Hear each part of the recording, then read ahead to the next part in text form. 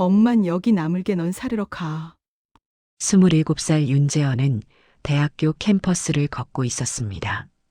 봄바람이 불어와 벚꽃잎이 흩날렸어요. 손에 든 전공 서적의 무게가 묵직했습니다. 재현은 멈춰서서 하늘을 올려다봤어요. 파란 하늘이 눈부시게 펼쳐져 있었습니다.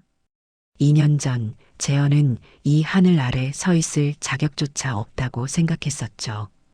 북한으로 다시 들어갔다 나온 사람. 취업도 못하고 빚더미에 앉아 하루하루를 겨우 버티던 사람. 편의점 알바로 밤을 새우며 눈물 흘리던 그 청년이 바로 자신이었습니다. 그런데 지금 재현은 당당한 대학생이에요. 도대체 무슨 일이 있었던 걸까요? 어떻게 바닥까지 떨어진 청년이 다시 일어설 수 있었을까요? 그 이야기는 2년 전 한 통의 전화에서 시작됩니다. 새벽 6시 알람이 울리기 전에 재현은 이미 눈을 떴습니다. 25살 청년의 방치고는 너무 좁았어요. 원룸이라기보단 고시원에 가까운 이 공간에서 재현은 한국 생활 2년째를 보내고 있었습니다. 창문 너머로 새벽 공기가 차갑게 스며들었어요. 재현은 침대에서 일어나 낡은 작업복을 입었습니다. 오늘도 건설 현장에서 용접 보조 일을 해야 했죠. 손바닥에 박힌 굳은 살을 만지작거리며 재현은 작은 한숨을 내쉬었습니다. 오늘도 버티자. 스스로에게 건네는 짧은 다짐이었어요. 북한을 떠나온 지 2년. 자유를 찾아 넘어온 이곳에서의 삶은 생각보다 훨씬 고단했습니다. 하지만 재현은 불평하지 않았어요. 적어도 여기선 굶지 않았고 매달 번 돈의 일부를 중국에 있는 친척을 통해 북한의 어머니께 보낼 수 있었으니까요. 현장에 도착한 재현은 묵묵히 일했습니다. 쇠파이프를 나르고 선배 용접공이 시키는 대로 도구를 건네주고 용접 불꽃이 튀지 않도록 차단막을 잡고 있었어요. 점심시간 다른 동료들이 도시락을 펼칠 때 재현은 편의점에서 산 삼각김밥 2개로 끼니를 때웠습니다. 재현아, 너 매번 그것만 먹냐? 좀 제대로 먹어야지. 선배의 걱정 섞인 말에 재현은 어색하게 웃었어요. 괜찮습니다. 이게 편해서요. 사실은 돈을 아껴야 했기 때문이었습니다. 월세, 생활비, 그리고 어머니께 보낼 돈까지. 25살 청년이 감당하기엔 빠듯한 계산이었죠. 오후 5시 작업이 끝나고 재현은 현장을 나섰습니다. 지하철을 타고 좁은 방으로 돌아가는 길 그의 주머니에서 휴대폰이 울렸어요. 화면에 뜬 이름을 본 순간 재현의 얼굴이 환해졌습니다. 중국 친척 형님. 북한에 계신 어머니와 연락할 수 있는 유일한 통로였어요. 한 달에 한 번, 많아야 2번 정도 어머니의 목소리를 들을 수 있는 소중한 순간이었죠. 재현은 서둘러 전화를 받았습니다. 여보세요? 재현아, 나다. 엄마 바꿔줄게. 짧은 대기 의무, 익숙한 목소리가 들려왔어요. 재현아, 엄마, 괜찮으세요? 요즘 날씨 추운데 감기는 안 걸리셨어요? 재현의 목소리는 들뜨고 급했습니다. 어머니의 목소리를 듣는 것만으로도 가슴이 벅차올랐어요. 하지만 곧 이상한 점을 느꼈습니다. 어머니의 목소리가 평소와 달리 떨리고 있었거든요. 엄마, 무슨 일 있으세요? 아니다, 아들아. 그냥 내 목소리 듣고 싶었어. 어머니는 애써 밝게 대답했지만 재현의 귀에는 그 말 뒤에 숨겨진 불안이 고스란히 들렸습니다. 재현은 지하철 안에서 조용히 물었어요. 엄마, 진짜 괜찮으세요? 제가 보낸 돈은 잘 받으셨고요? 그 순간이었습니다. 전화기 너머로 어머니의 흐느끼는 소리가 새어나왔어요. 작지만 분명한 억눌린 울음소리였습니다. 재현의 심장이 세게 뛰기 시작했죠. 엄마, 엄마, 왜 우세요? 무슨 일 있어요? 재현아, 미안하다. 엄마가 어머니의 말이 끊겼습니다. 그리고 그 뒤로 낯선 남자의 목소리가 들렸어요. 차갑고 단호한 목소리였습니다. 시간 다 됐습니다. 툭 전화가 끊겼습니다. 재현은 멍하니 휴대폰을 귀에서 떼어냈어요. 주변의 지하철 소음도 사람들의 웃음소리도 아무것도 들리지 않았습니다. 그의 손은 미세하게 떨리고 있었죠. 엄마 지금 누구랑 있는 거야? 재현은 다시 전화를 걸었습니다. 한 번, 두 번, 세 번. 하지만 전화는 받지 않았어요. 중국 친척의 번호로 다시 연락했지만 역시 응답이 없었습니다. 지하철이 역에 도착했지만 재현은 내리지 못했어요. 그저 멍하니 꺼진 휴대폰 화면을 바라보고 있었습니다.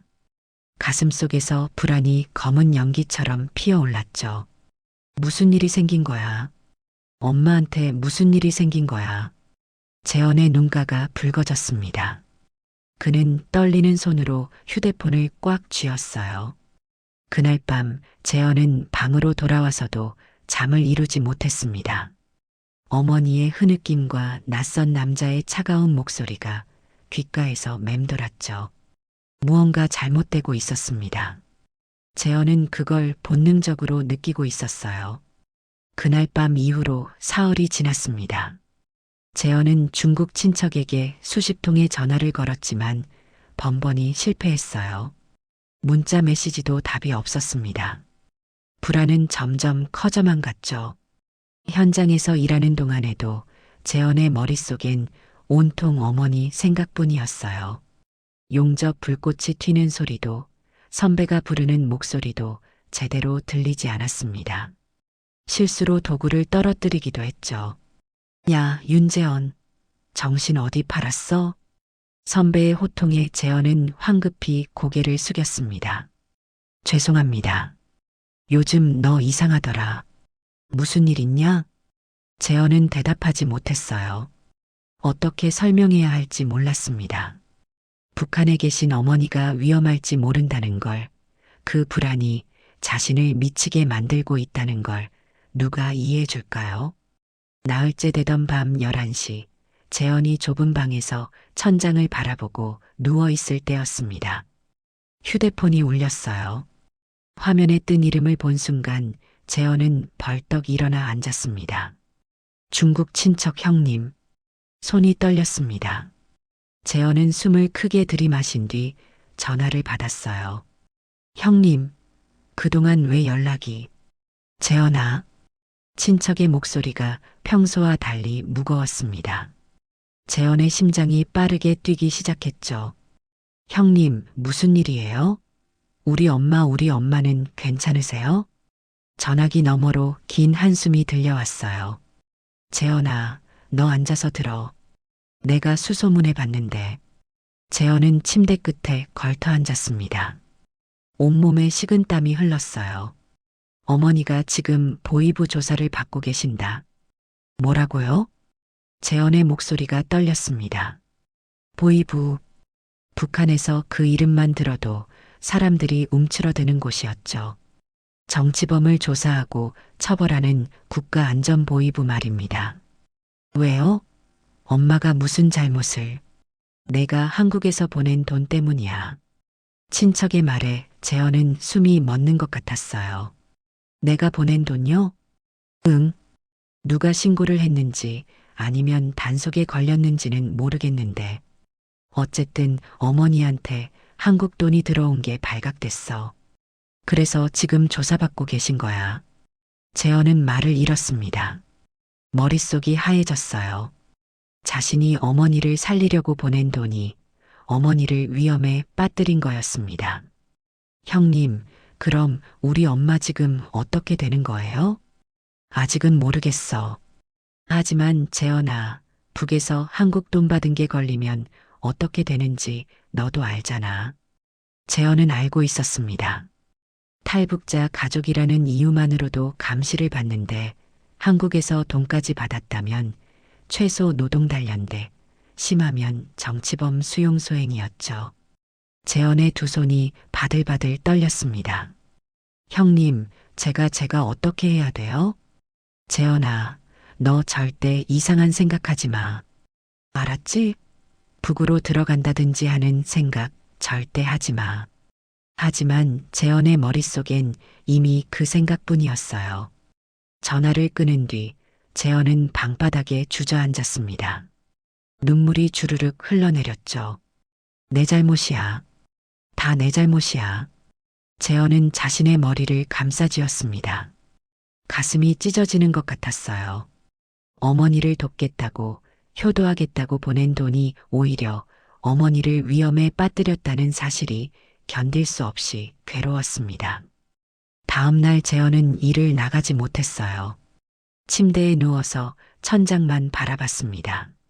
현장 반장에게서 전화가 왔지만 받지 않았죠. 아무것도 할 수가 없었습니다. 이틀 후 재현은 탈북민 지원센터를 찾아갔어요. 상담사에게 상황을 설명했습니다. 선생님, 제가 북에 있는 어머니를 구할 방법이 없을까요? 상담사는 안타까운 표정으로 고개를 저었습니다. 재현 씨, 북한 당국이 이미 알고 있다면 저희가 할 수 있는 게 별로 없어요. 국제기구에 알리는 방법도 있지만 그건 시간이 오래 걸리고 확실하지도 않아요. 그럼 어머니는 어떻게 되는 거예요? 상담사는 대답하지 못했습니다. 그 침묵이 재현에겐 답이나 다름없었죠. 센터를 나온 재현은 거리를 걸었습니다. 아무 생각 없이 그저 걷고 또 걸었어요. 어느새 한강 다리 위에 서 있었습니다. 난간에 기대어 흐르는 강물을 내려다봤죠. 내가 북에 들어가면 어떻게 될까? 재현의 머릿속에 위험한 생각이 스며들었습니다. 자신이 다시 북으로 들어가서 어머니를 데리고 나오면 되지 않을까? 중국까지만 데려가면 되지 않을까? 그럼 어머니를 살릴 수 있지 않을까? 하지만 곧 현실이 떠올랐어요. 재현은 이미 탈북자입니다. 한국에 정착한 지 2년이나 됐죠. 만약 북으로 돌아간다면 그건 제2북이 됩니다. 탈북자가 다시 북으로 들어갔다가 남으로 나오면 한국 정부는 그를 의심할 겁니다. 간첩일지도 모른다고. 그럼 조사받고 취업도 못하고 평생 감시받으며 살아야 합니다. 하지만 엄마가 죽으면 재현은 난간을 꽉 쥐었습니다. 손등에 핏줄이 붉어져 나왔어요. 엄마가 죽으면 난 어떻게 살아? 그날 밤 재현은 결심했습니다. 어떤 대가를 치르더라도 어머니를 구하겠다고. 다시 북으로 들어가서 어머니를 데리고 나오겠다고. 위험한 결심이었지만 재현에게 다른 선택지는 없었어요. 재현은 컴퓨터 앞에 앉아 브로커를 수소문하기 시작했습니다. 탈북민 커뮤니티를 뒤지고 조심스럽게 아는 사람들에게 물었죠. 일주일 후 한 브로커와 연락이 닿았어요. 제2북이요? 미쳤어요? 그거 들키면 당신만 죽는 게 아니라 어머니도 같이 죽어요. 브로커는 극구 말렸습니다. 하지만 재현은 포기하지 않았어요. 형님, 제발 부탁드립니다. 저한테는 엄마밖에 없어요. 엄마를 그냥 둘 수 없어요. 재현의 목소리에는 절박함이 묻어났습니다. 브로커는 긴 침묵 끝에 한숨을 내쉬었어요. 정말 각오된 거예요? 예, 각오됐습니다. 비용은 1,000만 원입니다. 그리고 성공 확률은 30%도 안 돼요. 그래도 할 거예요? 재현은 눈을 감았습니다. 1,000만 원. 자신이 2년 동안 모은 돈을 모두 털어도 부족한 금액이었어요. 하지만 망설일 시간이 없었습니다. 하겠습니다. 전화를 끊은 뒤 재현은 통장을 확인했어요. 400만 원. 터무니없이 부족했습니다. 재현은 대출을 알아보기 시작했죠. 신용카드 현금 서비스, 저축은행 대출, 가능한 모든 방법을 동원했습니다. 2주일 후 재현은 800만 원을 모았어요. 여전히 부족했지만 브로커는 나머지는 나중에 갚아도 된다고 했습니다. 대신 이자는 높을 거라고 했죠. 재현은 개의치 않았어요. 지금은 오직 어머니를 구하는 것만 생각할 뿐이었습니다. 출발 전날 밤, 재현은 작은 가방에 짐을 챙겼습니다. 옷 몇 벌과 비상금, 그리고 어머니 사진 한 장. 사진 속 어머니는 환하게 웃고 계셨어요. 재현은 그 사진을 가슴에 꼭 안았습니다. 엄마, 제가 갈게요. 기다리세요. 재현의 눈에서 눈물이 흘러내렸습니다. 두려웠어요. 하지만 그보다 더 큰 건 어머니를 향한 간절함이었죠. 재현은 떨리는 손으로 눈물을 닦았습니다. 다음 날 새벽 재현은 중국행 비행기에 올랐어요. 창밖으로 서울의 불빛이 점점 멀어졌습니다. 돌아올 수 있을지 아니면 이것이 마지막 일지 알 수 없었어요. 재현은 주먹을 꽉 쥐었습니다. 반드시 엄마를 구하고 돌아올 거야. 비행기는 어둠 속을 가르며 북쪽을 향해 날아갔습니다. 중국 단둥에 도착한 재현은 브로커를 만났습니다. 50대로 보이는 남자는 재현을 위아래로 훑어보더니 고개를 저었어요. 젊은 사람이 왜 이런 짓을 하려고 그래요? 제 사정이 있습니다. 재현의 목소리는 단호했습니다. 브로커는 더 이상 말리지 않았어요. 대신 재현에게 낡은 옷과 신발을 건넸죠. 이거 입어요. 북에서 온 사람처럼 보여야 해요. 그리고 절대 한국말 쓰지 마세요. 사흘 후 밤 10시 장마철이었습니다. 빗줄기가 거세게 쏟아져 내렸어요. 압록강 물은 평소보다 불어나 있었고 강물 소리가 요란했습니다. 재현은 브로커의 안내를 받아 강변에 도착했어요. 저기 보이죠? 저 불빛이 초소해요. 오늘은 경비병이 술 먹고 졸고 있을 겁니다. 하지만 조심하세요. 재현은 어둠 속에서 강을 바라봤습니다. 빛 때문에 시야가 거의 보이지 않았어요. 가슴이 두근거렸습니다. 두려웠지만 물러설 수 없었죠. 재현은 강물에 발을 담갔습니다. 차가운 물이 온몸을 휘감았어요. 조심스럽게 한 걸음씩 나아갔습니다. 강물은 허리까지 차올랐죠. 숨이 가빠졌지만 재현은 멈추지 않았습니다. 그런데 그때였습니다. 초소 쪽에서 불빛이 움직였어요. 경비병이 깨어난 겁니다. 재현은 재빠르게 강변 풀숲에 몸을 숨겼습니다. 심장이 터질 것처럼 뛰었어요. 거기 누구야? 경비병의 목소리가 들렸습니다. 술에 취한 듯 어눌한 목소리였지만 경계심은 살아있었어요. 재현은 숨을 죽였습니다. 경비병이 손전등을 비추며 다가왔습니다. 재현은 진흙투성이 경사로를 기어올라 숲속으로 들어가려 했어요. 하지만 빗물로 미끄러워진 땅에서 발이 헛디뎠습니다. 경비병이 소리쳤습니다. 재현은 일어나 뛰었어요. 하지만 경비병도 뒤따라왔죠. 좁은 진흙길에서 둘은 서로 엎치락 뒤치락 넘어지고 미끄러졌습니다. 재현의 몸에 진흙이 잔뜩 묻었어요. 바로 그때 어둠 속 산비탈에서 큰 돌이 굴러내려왔습니다. 경비병이 깜짝 놀라 그쪽으로 손전등을 돌렸어요. 그 순간 재현은 반대편 숲으로 뛰어들었습니다. 숲을 한참 헤매던 재현은 작은 오두막을 발견했습니다. 그곳엔 어머니가 계셨어요. 그리고 새아버지도 함께 있었죠. 어머니를 보는 순간 재현의 눈에서 눈물이 쏟아졌습니다. 엄마. 어머니는 재현을 꼭 껴안았어요. 하지만 곧 재현의 어깨를 밀쳤습니다. 재현아, 왜 왔니? 왜 이런 짓을? 엄마, 같이 가요. 중국으로 나가요. 하지만 멀리서 개 짖는 소리와 사람들의 고함 소리가 들려왔습니다. 수색대가 온 거예요. 시간이 없었습니다. 어머니는 재현의 얼굴을 두 손으로 감싸 쥐었어요. 눈물이 가득한 눈으로 재현을 바라봤습니다. 재현아, 넌 지금 나가. 엄마는 괜찮아. 싫어요. 같이 가야 돼요. 어머니는 고개를 저었습니다. 그리고 갑자기 오두막 밖으로 뛰쳐나가 큰 소리로 외쳤어요. 여기요. 여기 사람 있어요. 재현은 충격에 얼어붙었습니다. 어머니가 자신을 보이부에 넘기려는 겁니까? 아니었습니다.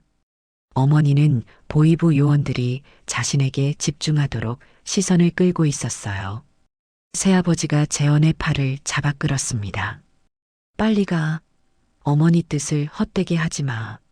엄마, 엄마. 재현은 울부짖었지만 새아버지는 재현을 강제로 끌고 뒷산으로 올라갔습니다. 마지막으로 돌아본 오두막에서 어머니가 보이부 요원들에게 둘러싸여 있었어요. 어머니는 재현을 향해 고개를 끄덕였습니다. 살아라라고 말하는 것 같았습니다. 재현은 새아버지의 도움으로 압록강을 다시 건넜어요. 중국 땅에 도착했을 때 재현은 그대로 주저앉아 통곡했습니다. 빗속에서 재현의 울음소리만 메아리 쳤죠. 엄마 미안해요. 미안해요. 어머니를 구하러 갔다가 오히려 어머니를 더 위험하게 만들었습니다. 재현의 가슴은 찢어질 것처럼 아팠어요. 자책감이 그를 짓눌렀습니다. 브로커는 재현을 숙소로 데려갔습니다. 재현은 사흘 동안 아무것도 먹지 못하고 방 안에만 틀어박혀 있었어요. 어머니의 마지막 모습이 계속 눈앞에 어른거렸습니다. 나 때문에 엄마가 더 고생하게 됐어. 재현은 벽을 주먹으로 쳤습니다. 손에서 피가 났지만 아프지 않았어요. 마음의 고통이 훨씬 컸으니까요. 일주일 후 재현은 한국으로 돌아가는 비행기에 올랐습니다. 창밖을 바라보는 재현의 눈은 텅 비어 있었어요. 살아서 돌아왔지만 그의 마음은 이미 죽어 있었습니다. 인천공항에 도착한 재현은 곧바로 통일부 조사관들에게 인계됐습니다. 재입국 사실이 확인된 겁니다. 재현은 보호시설로 이송됐어요. 윤재원 씨, 왜 북으로 들어갔습니까? 조사관의 질문이 이어졌습니다. 재현은 고개를 숙인 채 대답했어요. 어머니를 구하려고요. 어머니를 구하려고 재입국했다는 게 말이 됩니까? 당신이 들어가서 어머니가 더 위험해진 거 아닙니까? 조사관의 말에 재현은 아무 대답도 할 수 없었습니다. 그 말이 맞았으니까요. 재현의 눈가가 붉어졌습니다. 조사는 40일 동안 계속됐어요. 재입국 경로, 접촉한 사람들, 북한에서의 행적까지 모든 걸 캐물었습니다. 재현은 지쳐갔어요. 밤마다 악몽에 시달렸습니다. 어머니가 보이부에 끌려가는 모습이 계속 떠올랐죠. 40일 후 재현은 불구속 조사 대상자로 풀려났습니다. 하지만 취업 제한이 걸렸어요. 보안이 필요한 직장에는 들어갈 수 없게 됐죠. 정기적으로 관할 경찰서에 출석해야 했습니다. 재현은 예전 건설 현장에 복귀하려 했습니다. 하지만 반장은 난처한 표정을 지었어요. 재현아, 미안한데 너 받아줄 수가 없을 것 같아. 왜요? 제가 뭘 잘못했습니까? 아니, 내 잘못은 아닌데 회사에서 재입국자는 고용하지 말라고 했어. 문제 생길까봐 불안하대. 재현은 말문이 막혔습니다. 어머니를 구하려다 실패한 것도 모자라 이제는 일자리마저 잃은 겁니다. 재현은 고개를 숙여 인사했어요. 알겠습니다. 현장을 나서는 재현의 발걸음은 무거웠습니다. 하늘이 무너지는 것 같았어요. 그 후로 한 달 동안 재현은 10군데가 넘는 곳에 지원했습니다. 하지만 면접에서 재입국 사실이 알려지면 번번이 탈락했어요. 어떤 곳은 아예 전화조차 받지 않았습니다. 통장 잔고는 점점 줄어들었어요. 중국에서 빌린 돈의 이자도 밀리기 시작했습니다. 고시원 월세는 연체됐죠. 재현은 하루 한 끼만 먹으며 버텼습니다. 어느 날 저녁 재현은 편의점 알바 자리를 겨우 구했어요. 시급은 최저임금이었지만 선택의 여지가 없었습니다. 재현은 밤 11시부터 아침 7시까지 편의점에서 일했어요. 손님이 없는 새벽 4시, 재현은 진열대 앞에 앉아 멍하니 창밖을 바라봤습니다. 거리는 텅 비어 있었어요. 재현의 마음도 그 거리만큼 공허했습니다. 나는 왜 이렇게 사는 거지? 재현은 자신의 손을 내려다봤어요. 거칠고 상처투성이인 손이었습니다. 북한에서도 한국에서도 어디서도 환영받지 못하는 사람. 재현은 자신이 그런 존재처럼 느껴졌어요. 한 달이 지났지만 상황은 나아지지 않았습니다. 편의점 월급으론 월세와 밀린 이자를 감당할 수 없었어요. 재현은 신용카드로 생활비를 메웠습니다. 카드 대금은 계속 쌓여갔죠. 어느 날 재현은 카드사로부터 연체 경고 문자를 받았어요. 신용불량 직전이었습니다. 재현은 휴대폰을 꺼버렸습니다. 채권 추심 전화를 받고 싶지 않았어요. 그날 밤 재현은 한강 다리를 또 걸었습니다. 난간에 기대어 어두운 강물을 내려다봤어요. 물이 천천히 흘러가고 있었습니다. 재현은 생각했어요. 저 물속으로 들어가면 이 고통도 끝날까? 하지만 재현은 난간에서 물러났습니다. 죽을 용기도 없었어요. 아니, 죽고 싶지 않았습니다. 그저 이 고통에서 벗어나고 싶을 뿐이었죠. 집으로 돌아온 재현은 좁은 고시원 방에 누웠습니다. 천장에 금간 페인트가 눈에 들어왔어요. 마치 자신의 인생 같았습니다. 금이 가고 부서지고 무너져 내리는 인생. 엄마 미안해요. 나 이제 어떻게 살아야 할지 모르겠어요. 재현은 작게 중얼거렸습니다. 대답은 없었어요. 정막만이 방 안을 가득 채웠습니다. 다음 날 아침, 재현은 또다시 일어났습니다. 편의점 알바를 가야 했어요. 살기 위해선 일해야 했습니다. 재현은 무거운 몸을 일으켰어요.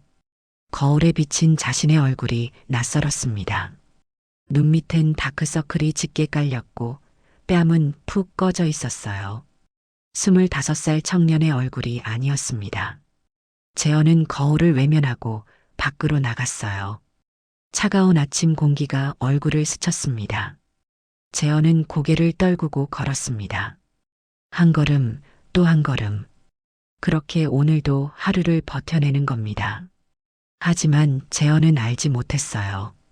곧 그의 인생에 작은 빛이 찾아올 거라는 걸. 편의점 알바를 시작한 지 3개월이 지났습니다.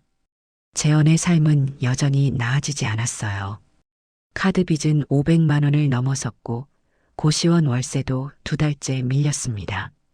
어느 날 탈북민 지원 단체에서 연락이 왔어요. 유튜브 채널에서 탈북민 인터뷰를 하는데 출연해 줄 수 있냐는 거였습니다. 사례금은 30만 원. 재현에겐 절실한 돈이었어요. 알겠습니다. 하겠습니다. 이틀 후 재현은 작은 스튜디오에 도착했습니다.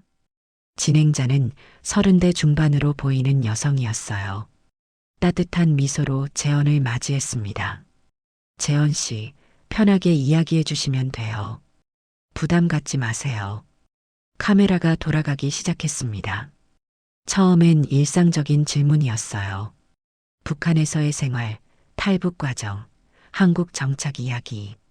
재현은 담담하게 대답했습니다. 하지만 진행자가 물었을 때였습니다. 재현 씨, 지금 가장 그리운 사람이 있나요? 재현은 잠시 말을 잃었어요. 가슴이 먹먹해졌습니다. 어머니요.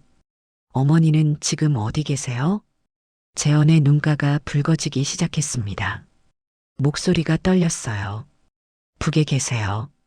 제가 구하려고 했는데 말을 잇지 못했습니다. 그동안 억눌렀던 감정이 한꺼번에 터져나왔어요. 재현은 두 손으로 얼굴을 감쌌습니다. 죄송합니다. 제가 엄마를 지키지 못했어요. 구하러 갔다가 오히려 더 위험하게 만들었어요.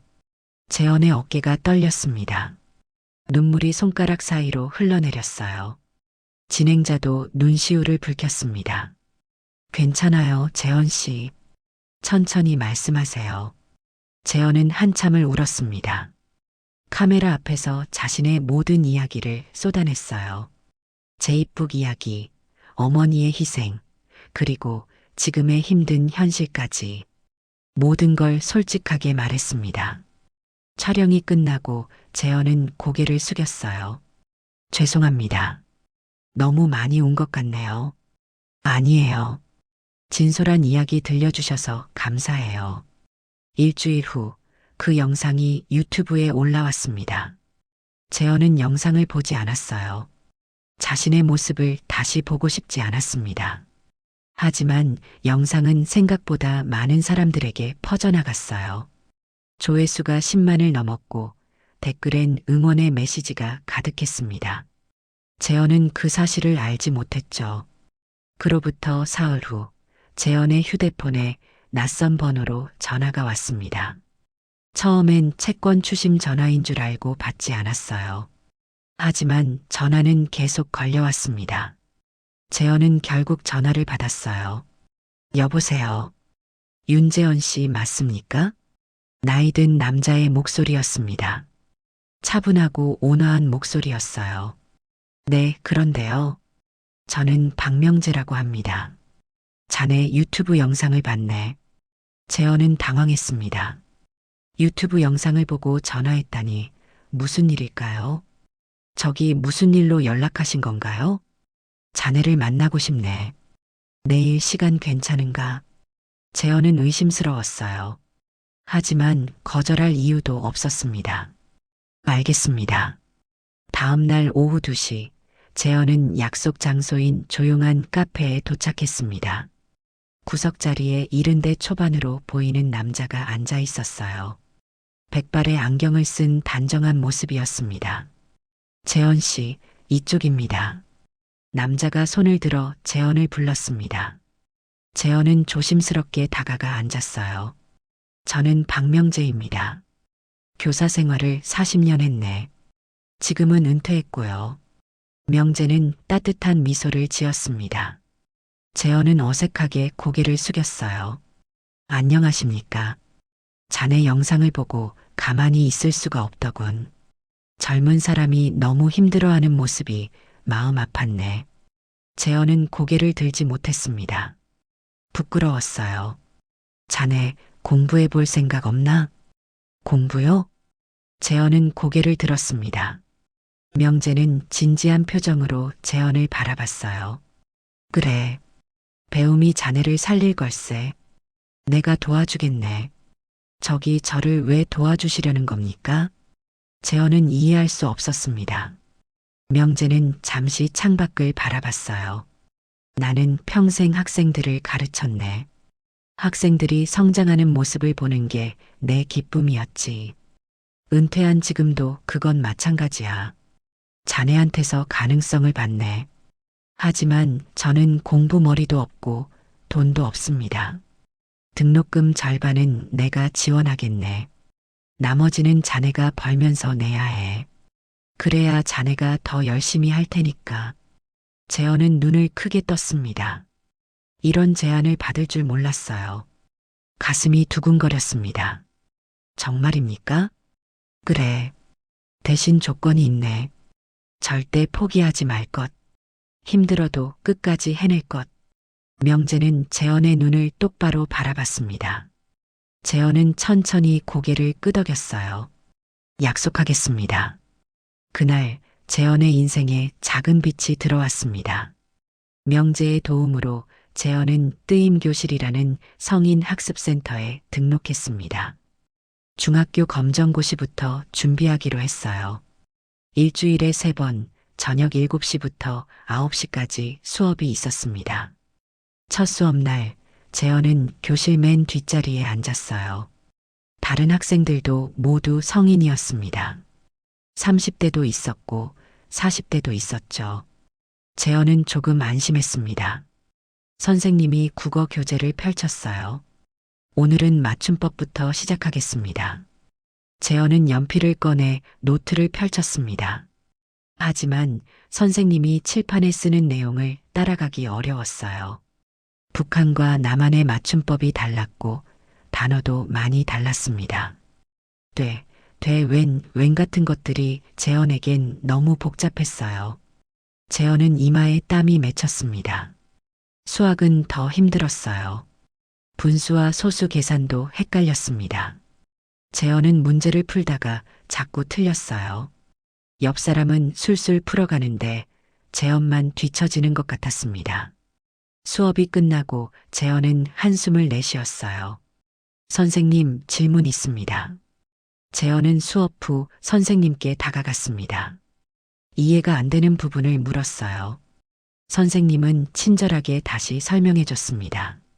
재현은 고개를 끄덕였지만 여전히 완전히 이해되지 않았어요. 집으로 돌아온 재현은 책상 앞에 앉았습니다. 교재를 펼쳐 복습하려 했어요. 하지만 글자들이 눈에 들어오지 않았습니다. 피곤했어요. 편의점에서 밤새 일한 후라 몸이 천근만근이었죠. 재현은 책상에 엎드려 잠깐 눈을 붙였습니다. 깨어보니 새벽 5시였어요. 재현은 화들짝 놀라 일어났습니다. 공부도 제대로 못하고 자책감이 밀려왔습니다. 재현은 다시 책을 펼쳤어요.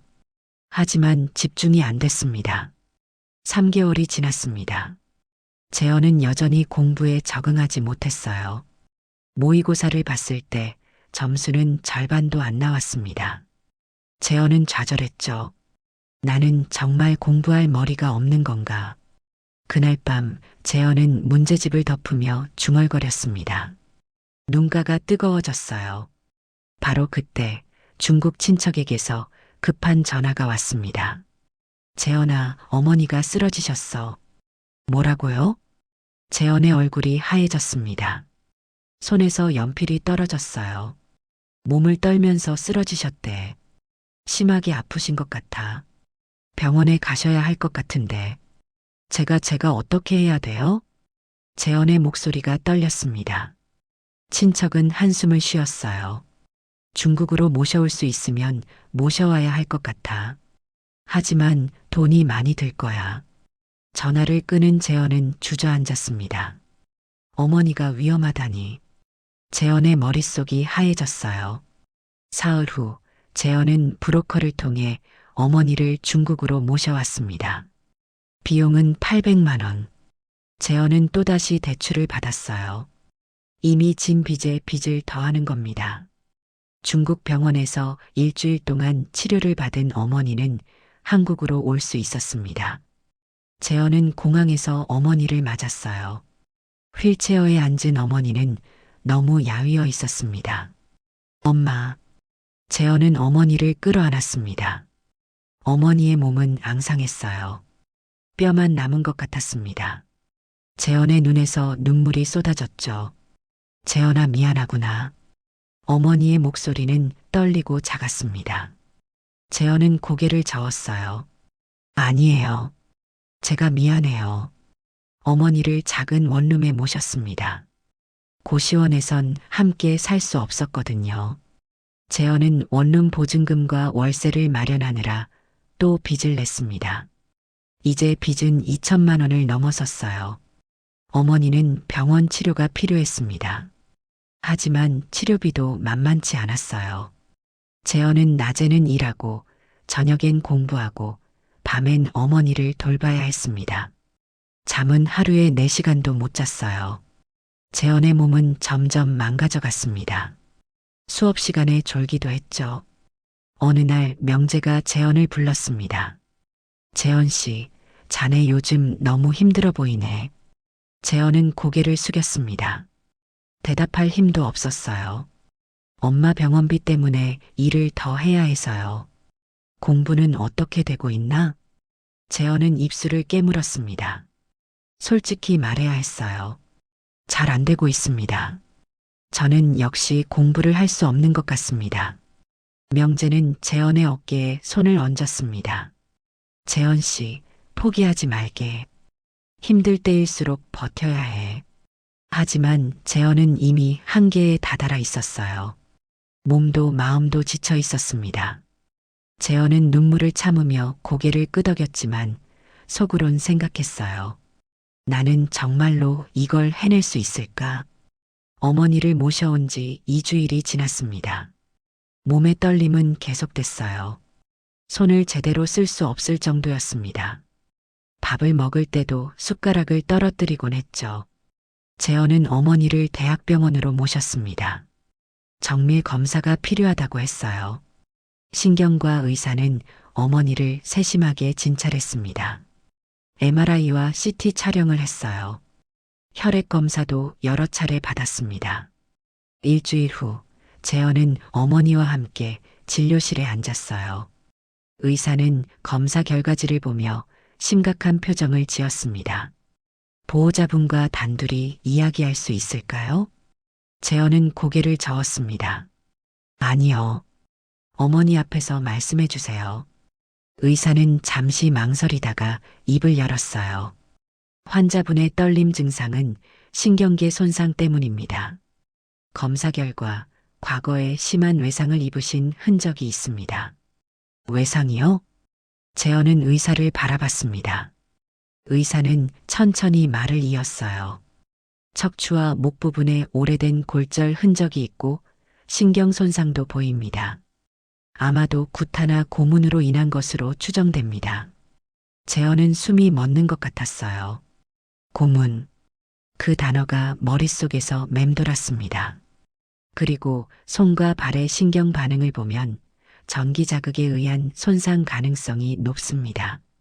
의사의 말이 계속됐지만 재현의 귀에는 제대로 들리지 않았어요. 머릿속이 하얘졌습니다.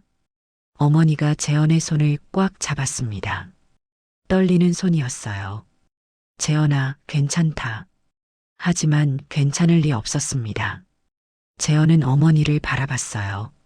어머니의 눈에도 눈물이 가득했습니다. 병원을 나온 재현은 말없이 걸었습니다. 어머니를 휠체어에 태우고 천천히 밀면서 걸었어요. 공원 벤치에 앉았습니다. 엄마 언제 그런 일을 당하신 거예요? 어머니는 고개를 돌렸습니다. 대답하고 싶지 않은 표정이었어요. 말 안 해도 돼요. 그냥 궁금해서요. 재현의 목소리가 떨렸습니다. 어머니는 한참을 침묵하다가 입을 열었어요. 내가 한국으로 떠난 후였어. 보이부에서 날 불렀지. 내가 어디 있는지 말하라고 했어. 어머니의 목소리는 작고 떨렸습니다. 난 모른다고 했어. 정말 몰랐거든. 그랬더니 그 사람들이. 어머니는 말을 잇지 못했어요. 재현은 어머니의 손을 꽉 잡았습니다. 됐어요, 엄마. 그만 말씀하세요. 재현의 눈에서 눈물이 떨어졌습니다. 가슴이 찢어지는 것 같았어요. 자신 때문에 어머니가 그런 고통을 겪었다는 사실이 견딜 수 없었습니다. 엄마, 미안해요. 다 제 잘못이에요. 아니야, 재현아. 내 잘못이 아니야. 하지만 재현은 알고 있었습니다. 자신이 탈북하지 않았다면 어머니가 고문당하지 않았을 거라는 걸. 자신이 돈을 보내지 않았다면 어머니가 조사받지 않았을 거라는 걸. 자신이 재입국하지 않았다면 어머니가 더 위험해지지 않았을 거라는 걸. 그날 밤 재현은 방에 혼자 앉아 있었습니다. 어머니는 침대에서 잠들어 계셨어요. 재현은 창밖을 바라봤습니다. 어둠뿐이었죠. 나는 엄마한테 무엇이었을까? 재현의 마음속에 자책감이 가득 찼습니다. 하지만 동시에 다른 감정도 피어올랐어요. 분노였습니다. 어머니를 이렇게 만든 세상에 대한 분노. 그리고 자신의 무력함에 대한 분노. 이틀 후 명재가 재현을 다시 불렀습니다. 카페에서 만났어요. 명재는 재현의 표정을 보고 무언가 있음을 알아챘습니다. 무슨 일 있나? 재현은 어머니의 진단 결과를 이야기했습니다. 고문 후유증이라는 것까지. 명재는 조용히 듣고 있었어요. 재현 씨. 명재가 재현을 불렀습니다. 재현은 고개를 들었어요. 자네 어머니가 그 고통을 견딘 이유가 뭘까? 재현은 대답하지 못했습니다. 명재는 계속 말했어요. 자네 때문이야. 자네가 잘 살기를 바라셨기 때문이지. 그런데 자네가 여기서 무너지면 어머니의 고통은 무슨 의미가 있겠나? 재현의 가슴에 무언가 꽂히는 느낌이었습니다. 자네는 지금까지 살아남았네. 이제는 누군가를 위해 살아야 해. 어머니를 위해서, 그리고 자네 자신을 위해서. 명재의 말이 재현의 마음에 스며들었어요. 재현은 눈물을 닦았습니다. 선생님 말씀이 맞습니다. 재현은 천천히 고개를 들었습니다. 눈빛이 달라져 있었어요. 절망이 아니라 결의가 담긴 눈빛이었습니다. 저는 반드시 성공해야 합니다. 엄마가 겪은 고통을 헛되게 만들지 않으려면요. 명재는 미소 지었습니다. 그래, 그 마음 잃지 말게. 그날부터 재현은 달라졌습니다. 포기하고 싶을 때마다 어머니를 생각했어요. 어머니의 떨리는 손을, 고통스러운 과거를 떠올렸습니다. 그러면 다시 힘이 났어요. 재현은 이제 알았습니다. 자신이 공부하는 이유를, 살아가야 하는 이유를. 그 후로 재현은 정말 열심히 공부했습니다. 새벽 4시에 일어나 2시간 공부하고 편의점 일을 마친 후에도 교재를 펼쳤어요. 수업이 없는 날엔 도서관에서 하루 종일 공부했습니다. 처음엔 여전히 어려웠어요. 문제를 풀다가 틀리면 좌절했습니다. 하지만 재현은 포기하지 않았어요. 같은 문제를 10번이고 20번이고 다시 풀었습니다. 선생님들도 재현의 변화를 느꼈어요. 수업 후 질문하러 오는 횟수가 늘었고 숙제도 성실히 해왔습니다. 재현의 눈빛이 달라져 있었죠. 6개월이 지났습니다. 재현은 중학교 검정고시를 봤어요. 결과는 합격이었습니다. 점수는 높지 않았지만 재현에겐 큰 성취였어요. 합격증을 받아든 재현은 집으로 달려갔습니다. 어머니께 보여드렸어요. 엄마, 제가 해냈어요. 어머니는 떨리는 손으로 합격증을 만졌습니다. 눈가에 눈물이 맺혔어요. 잘했다, 아들아. 어머니의 목소리는 작았지만 따뜻했습니다. 재현은 어머니를 꼭 안았어요. 재현은 멈추지 않았습니다. 고등학교 검정고시 준비를 시작했어요. 이번엔 좀 더 자신감이 생겼습니다. 공부하는 방법을 조금씩 알아가고 있었거든요.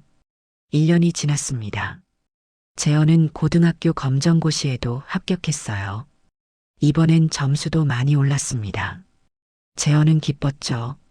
명재가 재현을 불렀습니다. 재현 씨, 이제 대학 갈 생각 해봤나? 재현은 고개를 끄덕였습니다. 네. 사회복지학과에 가고 싶습니다. 사회복지학과? 제 같은 사람들을 돕고 싶어요. 탈북민들이 한국에서 잘 정착할 수 있게요. 명재는 흐뭇하게 웃었습니다. 좋은 목표네. 성인학습자 특별 전형이 있어. 자네 경험이 큰 도움이 될 거야. 재현은 대학 원서를 썼습니다. 자기소개서를 쓰면서 자신의 이야기를 담았어요. 탈북 과정, 재입국 실패, 어머니의 희생, 그리고 다시 일어선 과정까지 모든 걸 솔직하게 적었습니다. 석 달 후 합격 통보를 받았습니다. 재현은 믿기지 않았어요. 합격 통지서를 몇 번이고 다시 읽었습니다. 진짜 합격한 거야. 재현의 손이 떨렸습니다. 기쁨의 떨림이었어요. 재현은 어머니께 달려가 합격 소식을 전했습니다. 엄마, 저 대학생 됐어요. 어머니는 재현을 꼭 안았습니다. 두 사람은 한참 동안 울었어요. 기쁨의 눈물이었습니다. 입학식 날 재현은 정장을 입었습니다. 명재가 선물해준 옷이었어요. 명재도 함께 입학식에 와주었습니다. 선생님, 정말 감사합니다.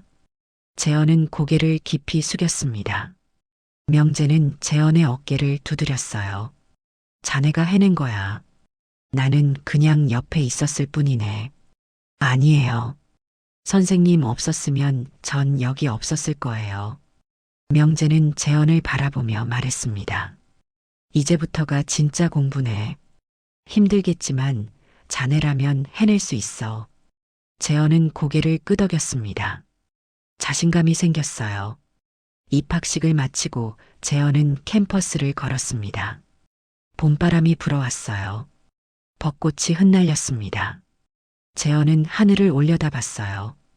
파란 하늘이 펼쳐져 있었습니다. 구름 한 점 없이 맑았어요. 재현은 작게 미소 지었습니다. 엄마, 우리 이제 진짜로 새 인생 시작하는 거예요. 재현은 가방 속 입학증을 꺼내봤습니다. 자신의 이름이 적혀 있었어요. 윤재현. 27살이 되어서야 대학생이 된 청년. 늦게 시작했지만 괜찮았습니다. 중요한 건 시작했다는 거였어요. 그리고 포기하지 않았다는 것. 재현은 입학증을 다시 가방에 넣었습니다. 도서관을 향해 걸어갔어요. 오늘부터 또 새로운 공부가 시작되니까요. 발걸음이 가벼웠습니다. 가슴엔 희망이 가득했어요. 어둡던 터널을 지나 이제 빛을 만난 것 같았습니다. 어머니는 지금도 치료를 받고 계십니다. 떨림은 여전하지만 조금씩 좋아지고 있어요. 재현은 매일 어머니를 보살피며 공부합니다. 힘들 때도 있어요. 하지만 재현은 알고 있습니다. 어머니가 겪은 고통보다 자신의 힘듦은 아무것도 아니라는 걸. 그 생각을 하면 다시 힘이 났어요. 재현의 새로운 인생이 시작됐습니다. 진짜 인생이요. 늦었지만 이제야 제대로 시작하는 인생. 재현은 앞으로 나아갑니다. 한 걸음씩 천천히 하지만 확실하게.